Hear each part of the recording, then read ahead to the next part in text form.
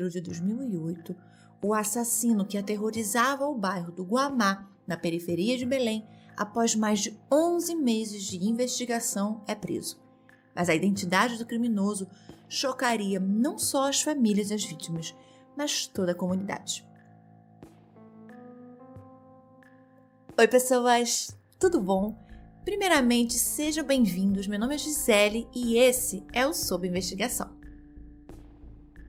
Espero que vocês tenham tido um Natal maravilhoso, muito farto, rodeado de pessoas que vocês amam. Obrigado por vocês estarem aqui, porque esse é o primeiro de muitos natais do Sob Investigação.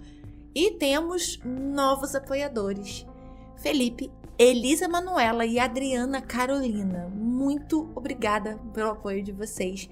E não deixem de ouvir os episódios exclusivos lá na Aurelo, que inclusive eu tô devendo, né, gente? Eu tô devendo outros episódios, mas acalmem-se, que antes do fim da temporada, vocês ainda terão 6 episódios. 2 já estão com o roteiro pronto, só preciso gravar e editar, que na verdade é o mais demorado. Caso alguém citado nesse episódio queira, por qualquer motivo, entrar em contato, envie um e-mail para sobinvestigação@gmail.com. Sob investigação, sem C cedilha, sem o tio e com 2 O. Bora para mais um caso? A cidade de Belém novamente passaria pela agonia de uma série de crimes que amedrontaria pais e mães da periferia da cidade. O ano era 2006. As lan houses ainda estavam muito em alta. Lembra do caso da menina Bruna, lá da primeira temporada? Também de Belém, e que também era frequentadora de lan houses? Então, ter um computador ainda era inclusive daqueles de mesa, gente, com monitor, CPU, teclado, aquele protetor de tela que escurecia um pouco o monitor. Era bem início dos anos 2000. Então, ter um computador em casa era um item de luxo para a grande maioria das famílias. Então, os pré-adolescentes e os adolescentes dos anos 2000, como eu mesma, tinham nas lan houses não só um point para entrarem na internet, mas também ali um point de encontro. No dia 16 de dezembro de 2006, José Raimundo Oliveira, de 14 anos, saiu de casa dizendo que iria na lan house ali pertinho mesmo e já voltaria. Não voltou. A família fez um boletim de desaparecimento e começaram as buscas. A única informação que se tinha era que o último lugar que ele foi visto era na lan house Snap, na Avenida José Bonifácio. A agonia da família do José Raimundo duraria meses. 4 dias depois do sumiço do José, um corpo é encontrado a 100 metros da beira da estrada do Ceasa, na mata, próximo ao Igarapé Murucutu. A estrada que dava acesso ao centro de abastecimento era vazia e cercada por uma mata, com exceção do começo dela, onde existia e existe ainda um condomínio. O corpo estava com a cabeça desprendida e já estava inclusive no osso. O resto do corpo estava em estado avançado de putrefação e a genitália havia sido arrancada com algum objeto, não sendo localizado no local.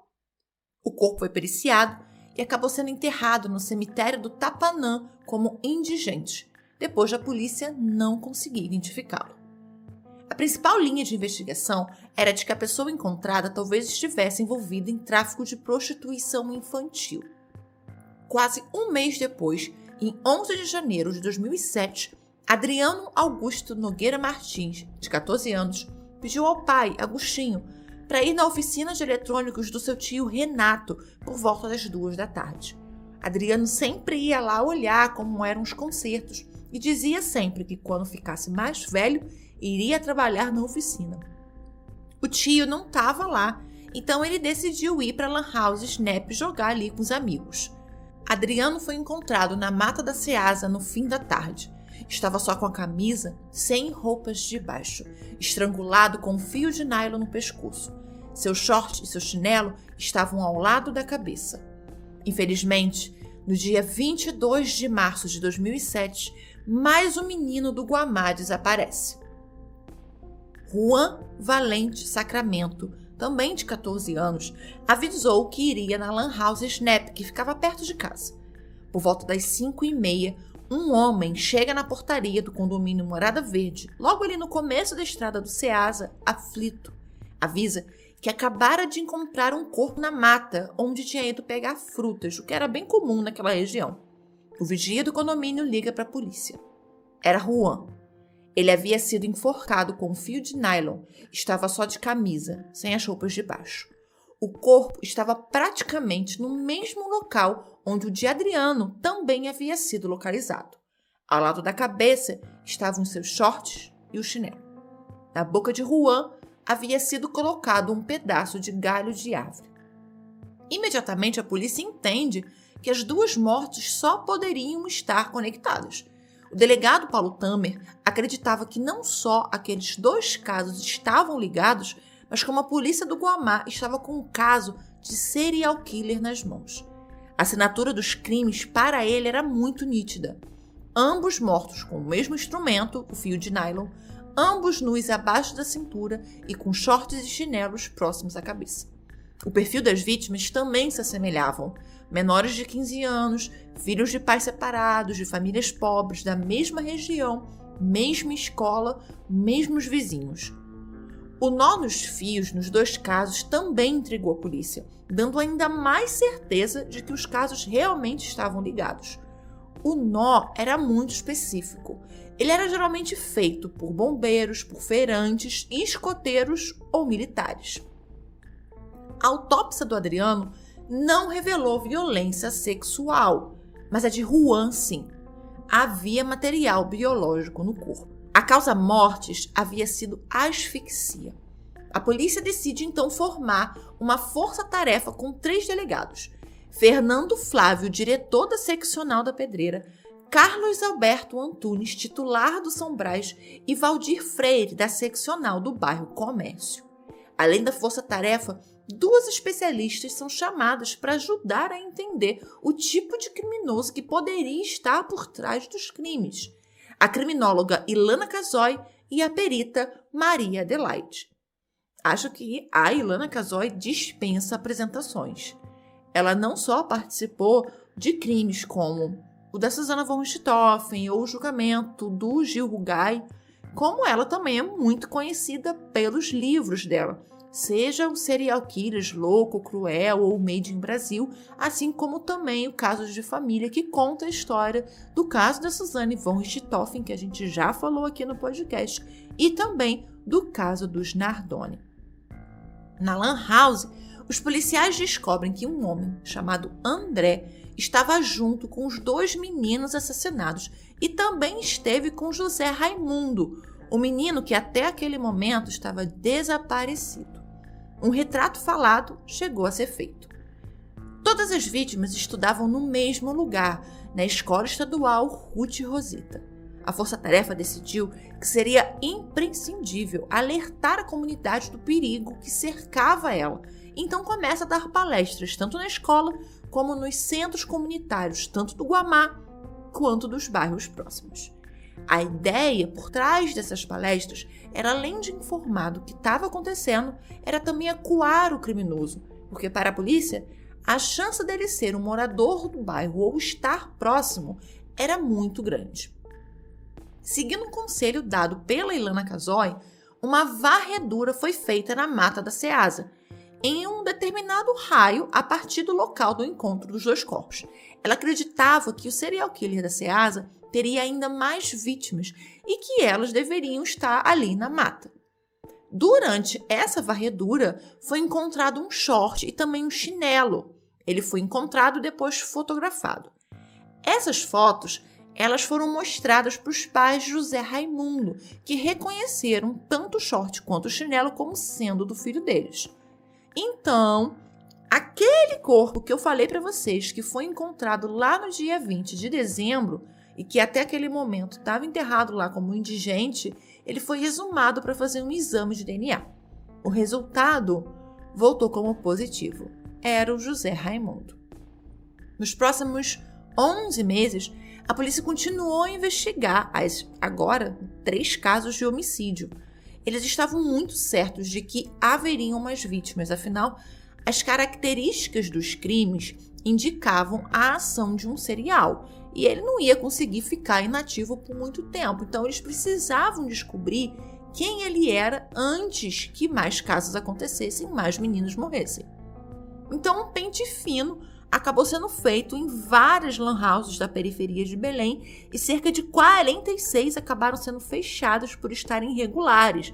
Havia uma desconfiança ali da polícia de que talvez o assassino pudesse estar usando a internet para marcar um encontro com os meninos, fosse através dos chats ou então através do Orkut.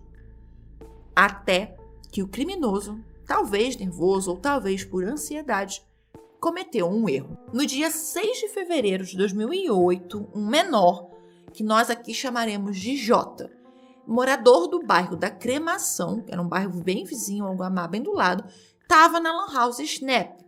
Ele encontrou um homem que ofereceu para ele R$10 para ele olhar a bicicleta enquanto esse homem iria ao banco.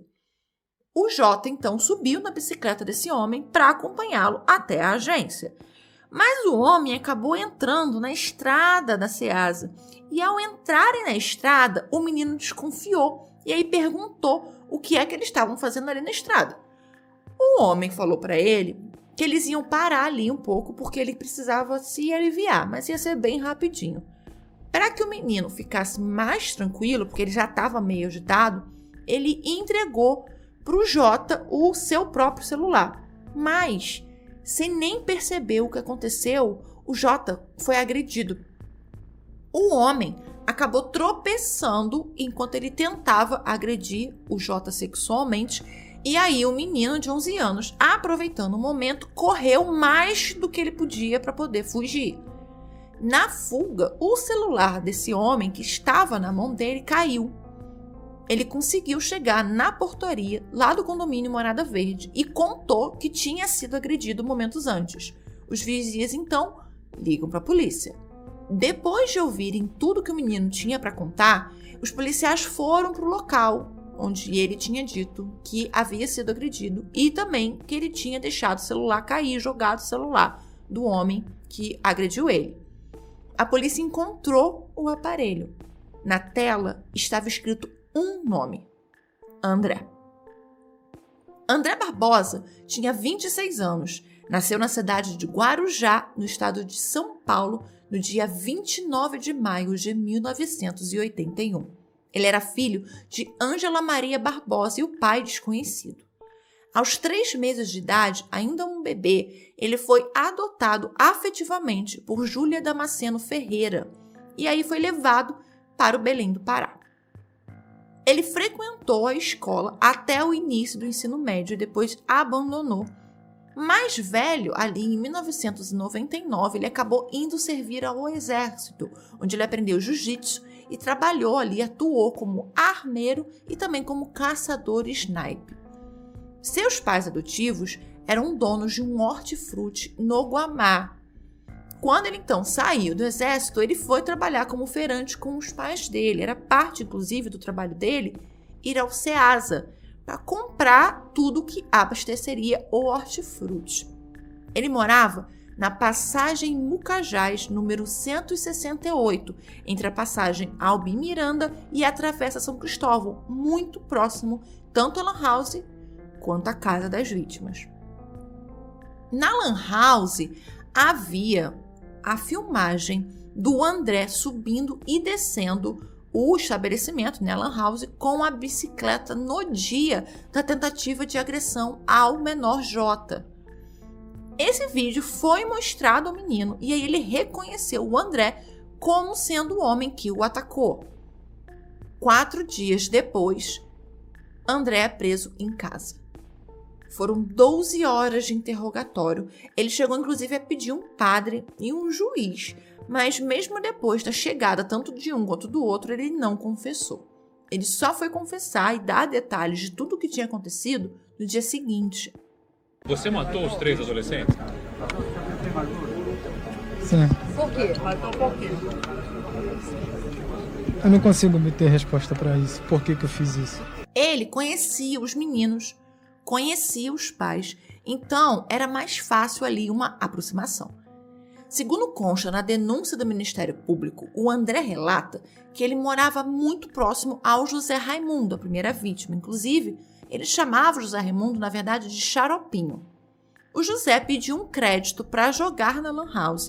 Eles jogaram juntos e depois ele chamou o menino para irem a uma lotérica que ficava ali na mesma avenida, José Bonifácio, mas um pouco distante ali, em frente ao Colégio Paulo Maranhão. Depois da lotérica, ele pediu que o menino fosse com ele numa agência do Banco do Brasil.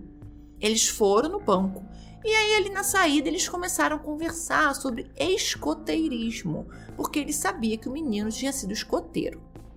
Passando na estrada da Ceasa, ele fingiu que precisava ali urinar e que ia no mato, fora da estrada. E o José acabou acompanhando ele. O André então mandou que o menino tirasse a roupa de baixo. Depois, deu uma chave de braço nele, deitou o menino no chão e deu um mata-leão que ele aprendeu durante o tempo dele no exército. Para ter certeza de que o menino tinha morrido, ele pegou um fio de nylon que ele levava no bolso da calça, arrastou o corpo para um pouco mais dentro da mata, passou o fio no pescoço e deu um nó, enforcando José. Ele encontrou uma garrafa de vidro, que de acordo com ele era uma garrafa verde, quebrou e com um gargalo cortou o pescoço e o pênis do menino. Ele conta que voltou para casa, tomou um banho e depois foi para a Lan House, ficando até lá mais ou menos até 10 da noite. Com o Adriano, ele repetiu o modus operandi. Ele encontrou com o Adriano na Lan House, pagou uns créditos para ele, chamou para ir à lotérica e depois ao Banco do Brasil. Foi para a estrada do Ceasa e, dizendo ter algo errado na estrada, um barulho estranho, que poderia ser um assaltante, ele atraiu o menino para dentro da mata. Mandou ele tirar a roupa, imobilizou com chave de braço, deu um mata-leão e o enforcou com um fio de nylon. Depois de tudo, novamente, voltou à Lan House. No assassinato do Juan, ele repetiu todo o processo. Mas dessa vez ele foi a 2 agências do Banco do Brasil antes de se encaminhar com o menino para a estrada da Ceasa.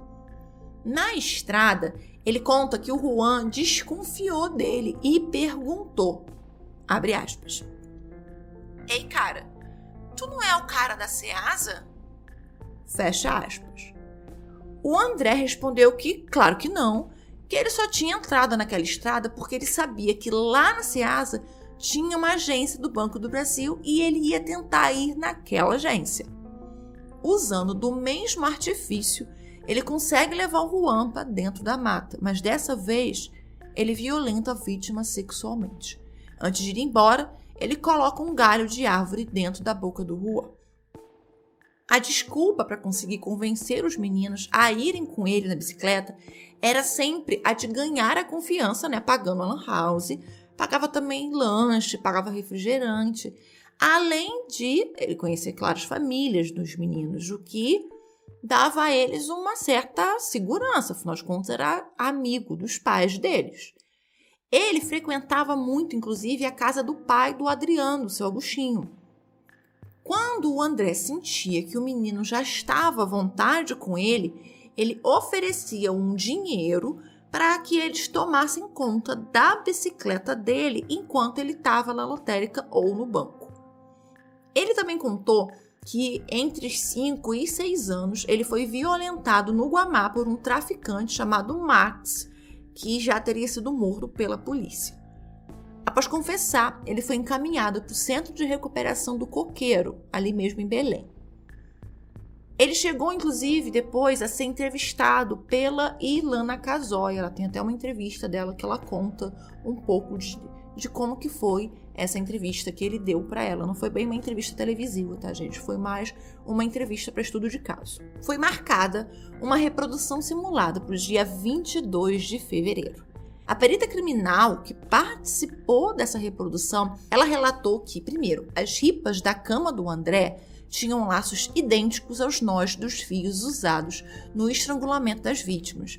E que durante a reprodução simulada, o André, inclusive, chegou a várias vezes corrigir os policiais sobre como ele cometeu os crimes. Então, os policiais falavam que ele tinha feito de uma determinada maneira e ele corrigia e dizia que não, mostrando exatamente como é que ele tinha feito. As lesões foram descritas nos exames necroscópicos também eram exatamente como ele relatou na confissão. Mas essa confissão não durou muito não. O André logo começou a negar tudo. Mesmo negando, o julgamento do monstro da Ceasa começou no dia 17 de novembro de 2008. Ele foi indiciado por homicídio triplamente qualificado, ocultação de cadáver e vilipêndio de cadáver, nos casos de José Raimundo e Adriano, e também de atentado violento ao pudor no caso do Juan. A tipificação do atentado violento ao pudor, ela na verdade foi revogada em 2009, né?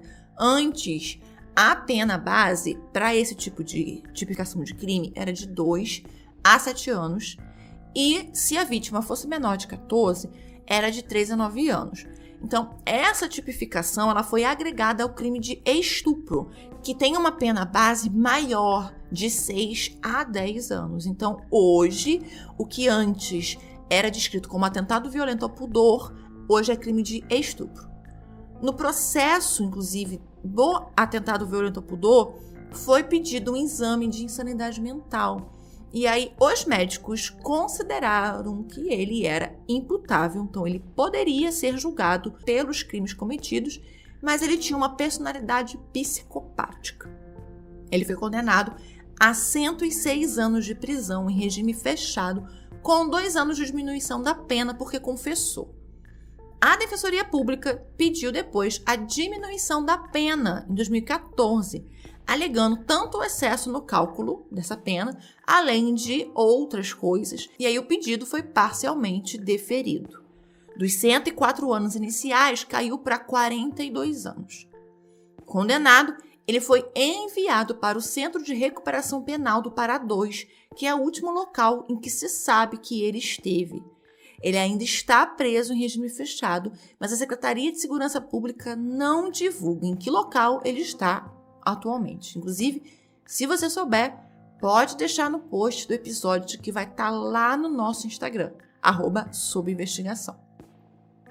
Em 2011, ele concedeu a única entrevista depois da prisão à TV Liberal e nela o André negou tudo. Ele se dizia um bode expiatório que jamais abusou sexualmente dos meninos ou os matou. Olha, essas acusações foram todas criadas. O clamor da sociedade, eles pediam por justiça.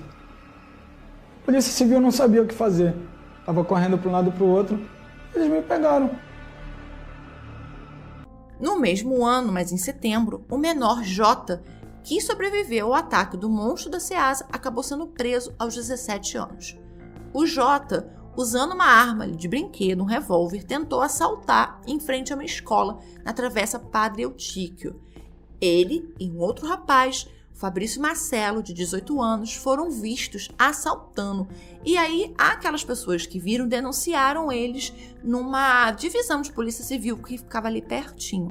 Então, os policiais foram uma mesma hora atrás dos dois e conseguiram pegar eles. Por ser menor, ele foi encaminhado para a divisão de atendimento ao adolescente. Uma outra curiosidade interessante desse caso é que uma tia do André era uma ativista comunitária muito participativa. Inclusive, ela tinha participado das palestras da polícia, tinha ajudado nas palestras e, inclusive, também tinha ajudado na divulgação do caso. E ela, em momento nenhum, mesmo com o retrato falado, com tudo, não desconfiou de que o próprio sobrinho era o culpado. Até porque, para ser bem sincera, e eu vou deixar no post para vocês lá no Instagram, o retrato falado não parecia em absolutamente nada com ele. Algumas fontes que eu li dizem que o André chegou a ir aos enterros dos meninos, tanto do Adriano quanto do Juan. Chegou, inclusive, a consolar as famílias. E eu acredito que seja verdade, porque ele era realmente muito próximo das famílias dos dois. Esse caso foi muito pedido por vocês esse ano, por todos, né, por alguns que ouvem, que moram na região do Pará. Eu confesso que eu não conhecia esse caso, é um caso muito pesado, muito difícil, Mas como eu sempre digo, gente, apesar de casos com crianças me doerem muito, eu acho importante que tudo isso se torne um aprendizado e também uma atenção a mais para você que é pai, que é mãe. Eu não estou dizendo que a gente precisa ter medo, por exemplo, de que nossos filhos sejam próximos a vizinhos ou parentes ou pessoas adultas fora da família. Até porque a maior parte dos abusos sexuais sofridos por crianças acontecem dentro de casa. Mas é muito importante que os pais estejam atentos e que conversem, mantenham um diálogo, que saibam, inclusive, que pessoas ruins existem, que nós não conhecemos o coração e nem a mente de ninguém. Esse é o episódio desse domingo de Natal. Obrigado por estarem aqui, amo vocês. Nos vemos no próximo caso. Beijos! Não estou dizendo que eu não tenho mágoa, eu tenho muita saudade do meu filho, porque eu queria que ele ficasse aqui comigo, que ele pudesse hoje me ajudar. Não, meio simples. Gostava de ajudar as pessoas, né? Brincava xadrez, né? Disputava xadrez. E dizia que ia ser um oficial da polícia. Tão falado ruim assim. Eu sou suspeita porque eu sou mãe, mas ele era maravilhoso como filho. E eu sinto muito dele. Eu tenho tristeza dentro de mim, é um vazio dentro de mim que nunca vai preencher. Eu não consigo mais ter aquela alegria de verdade. Eu tento ser uma pessoa que eu não sou. Então ele dizia assim, meu pai, hoje tu me dá comida na boca, mas eu quero ficar, eu não vou casar, porque eu vou tomar conta de ti. Ótimo. Foi uma das coisas que... um aprendizado para mim, assim, que trabalhei muito no meu coração, mas eu odiei esse homem, sim. Não vou mentir. Mas hoje, a cada dia da minha vida, que eu acordo, eu peço para Deus me ajudar a trabalhar o perdão. Porque eu não sei a minha reação se eu ver ele de novo na minha frente, eu não tenho estrutura. Eu acho que eu ainda não consegui absorver esse perdão com esse homem.